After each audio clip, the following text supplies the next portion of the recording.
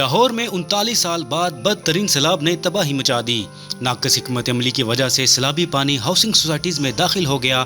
1400 سے زائد دیہات زیر آب آ گئے۔ 12 لاکھ سے زائد افراد متاثر، سینکڑوں ایکڑ زمین زیر آب چلی گئی۔ تعلیمی ادارے بند، لوگ بے گھر اور محفوظ مقامات پر منتقل ہونے پر مجبور۔ جانی، مالی اور انفراسٹرکچر کا بڑے پیمانے پر نقصان۔ لاہور کے کون کون سے علاقوں میں سیلابی پانی داخل ہوا، کون کون سی ہاؤسنگ سوسائٹیز متاثر ہوئیں اور کتنا نقصان ہوا، اس ویڈیو میں ہم آپ کو بتائیں گے۔ میں ہوں فیصل اکرم اور آپ دیکھ رہے ہیں HI TV۔ ہمارے چینل کو سبسکرائب کریں اور بیل آئیکن کا بٹن دبائیں تاکہ ہماری ہر آنے والی نئی ویڈیو آپ تک پہنچ سکے۔ حالیہ مونسون بارشوں اور بھارت کی جانب سے دریاؤں میں پانی کے اخراج کے نتیجے میں پنجاب میں ایک تاریخی سیلاب کی کیفیت پیدا ہوئی ہے، جسے 1988 کے بعد سب سے بدترین سیلاب قرار دیا جا رہا ہے۔ لاہور اس طوفانی صورتحال کی گرفت میں رہا، جہاں دریائے راوی کے پانی نے کئی آبادیوں اور ہاؤسنگ سوسائٹیز میں اندھا دھند تباہی مچا دی۔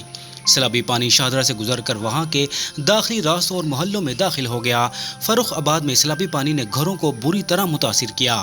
شاہدرہ کے نزدیکی علاقے ٹھوکر نیاز بیگ، بادامی باغ، چوہنگ وغیرہ بھی زیر آب آ گئے۔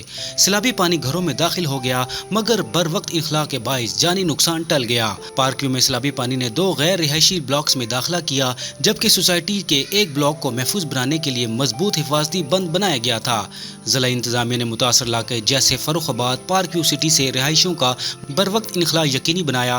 ریسکیو 1122 نے کنٹرولڈ انخلا اور کشتیوں سے متاثرہ افراد کی منتقلی کا کام سر انجام دیا۔ عوام کو فوری طور پر محفوظ مقامات پر منتقل کیا گیا، جبکہ امدادی کیمپوں میں رضاکاروں نے رہائش، خوراک اور ادویات اور مویشیوں کی حفاظت کے لیے انتظامات کیے۔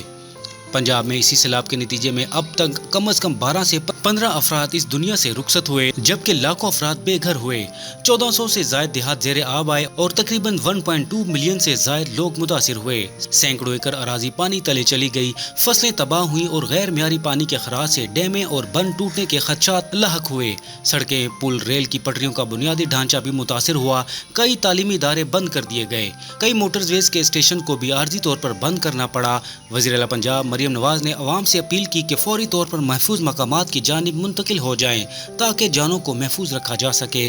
حکومت نے متاثرہ شہریوں کو معاوضہ اور رہائش تحفظ فراہم کرنے کا وعدہ کیا۔ اس موقع پر قوم اور فوجی ادارے بھی ایک ساتھ کھڑے رہے۔ ریسکیو آپریشنز اور امدادی کیمپوں کا پوری توجہ کے ساتھ انتظام کیا گیا۔ 2025 کی موسمیاتی شدت اور دریاؤں میں پانی کے اخراج میں لاہور کو تاریخی سطح پر بحران سے دوچار کر دیا۔